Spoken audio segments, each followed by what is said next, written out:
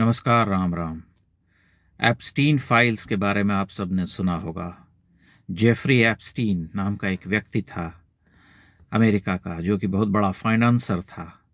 लेकिन उसकी दूसरी जो विशेषता थी, उससे संभवतः आप परिचित नहीं होंगे। वह एक यौन मनोरोगी था, जिसने अपने जीवन काल में अनेकानेक छोटी उम्र की लड़कियों के साथ उनका यौन शोषण किया। नाबालिग लड़कियों के साथ उन्हें बुला करके झांसा दे करके उनके सामने सेक्स का प्रस्ताव रखना, इस तरह की जो है प्रवृत्ति थी उसकी। और वह अत्यंत ही चर्चित व्यक्ति था, जिसके अमेरिका के बड़े बड़े सफ़ेद पोशों से संबंध थे। एप्स्टीन फाइल्स में यही जो है चेहरा सामने आ रहा है अमेरिकी सफ़ेद पोशों का, जिसमें कि जेफरी एप्स्टीन के साथ डोनाल्ड ट्रंप से लेकर के बिल क्लिंटन, बिल गेट्स और सुप्रसिद्ध लिंग्विस्ट, आधुनिक समय के सबसे बड़े लिंग्विस्ट नोम चोम्स्की जैसे व्यक्ति को भी देखा जा रहा है, और अनेक लोग जो है उसके साथ देखे जा रहे हैं।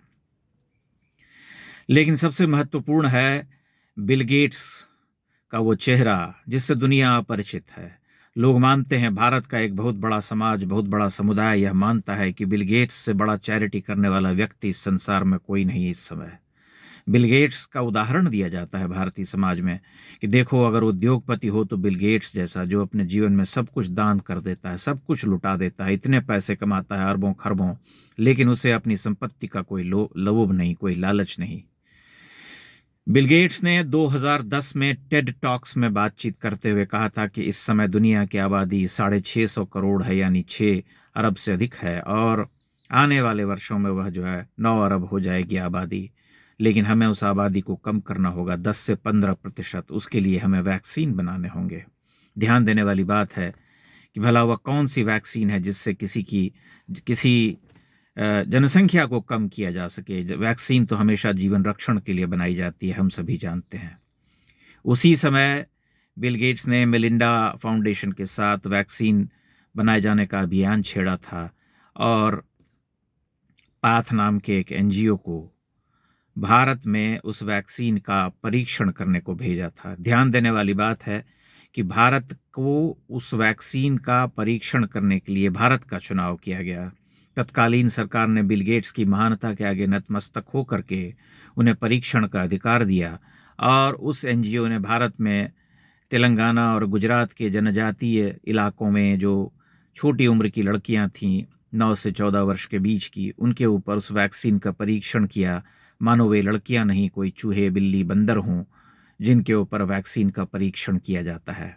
उस परीक्षण का परिणाम ये हुआ कि बहुत सारी लड़कियों की मृत्यु हो गई, और सैकड़ों की संख्या में जो लड़कियां थीं उनके ऊपर उस वैक्सीन का गंभीर साइड इफ़ेक्ट देखा गया।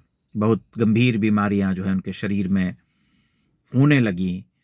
मासिक धर्म से संबंधित बीमारियां होने लगीं, माइग्रेन का शिकार होने लगीं, और अन्य बीमारियों ने उन्हें जकड़ लिया। यही परिणाम अन्य देशों में भी हुआ, जब जापान में सर्वाइकल कैंसर की रोकथाम के नाम पर एचपीवी वैक्सीन को दिया गया, और वहां पर एक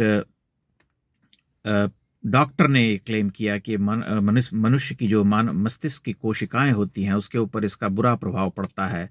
वहां पत्रकार ने आरोप लगाया डॉक्टर पर। फिर जब मामला आगे बढ़ा तब पता चला कि डॉक्टर की बात में दम था, और वहाँ भी जो है जिन लड़कियों के ऊपर वैक्सीन का ट्रायल किया गया था उन सब के शरीर में जो है बहुत गंभीर साइड इफ़ेक्ट्स का पाया जाना जो है एक समाचार बना। उसके बाद उस वैक्सीन पर वहाँ रोक लग गई।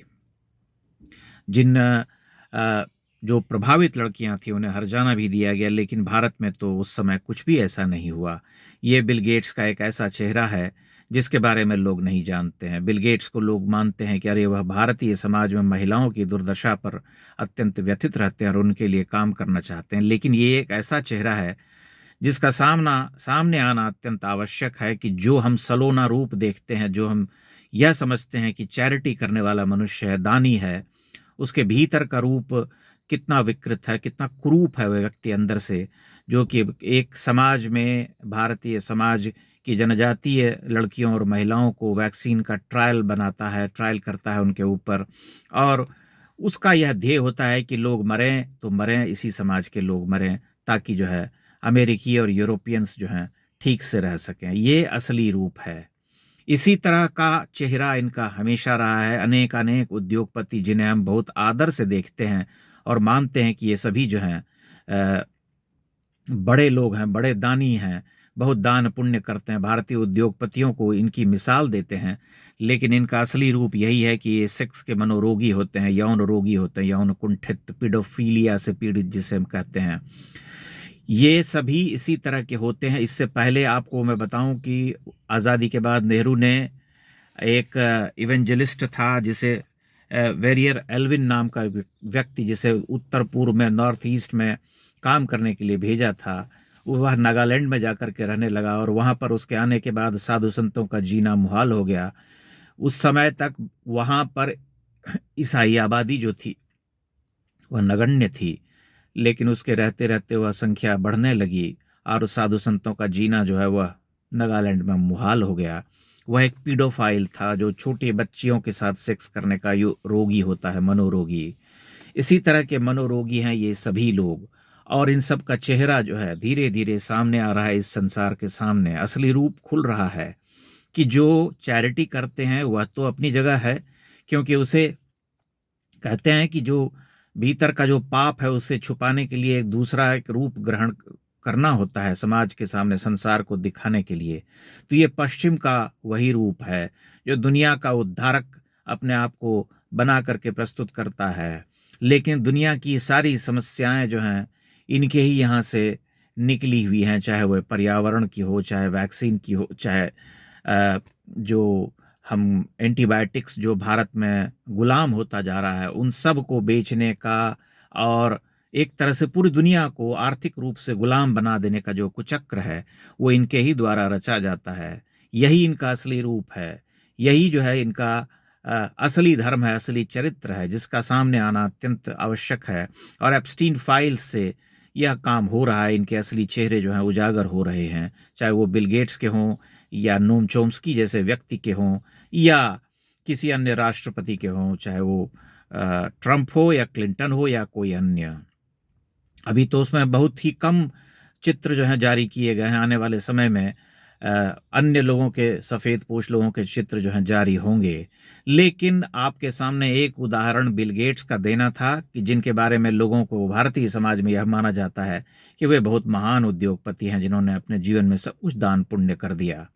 लेकिन दान पुण्य के पीछे का असली चेहरा यही है, और यही पश्चिम का आक्रामक रूप है जिसे हम सबको जानना चाहिए कि सफ़ेदपोश जो चेहरा होता है उसके पीछे कितना अंधियारा है, कितनी कालिक है, कितना बदनुमा दाग लगा हुआ है।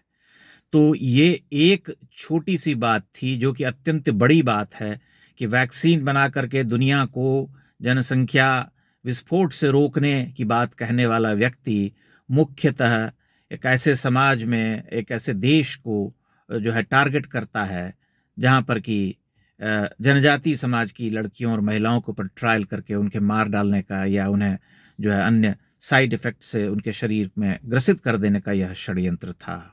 आप समझ सकते हैं कि ये कितने मानसिक रूप से बीमार लोग हैं जिन्हें हम देवता समझते हैं और पूजते हैं कि नहीं, ये बहुत महान लोग हैं। आप इंतज़ार कीजिए, आने वाले समय में इन सब का रहस्योद्घाटन होता रहेगा। बहुत बहुत धन्यवाद।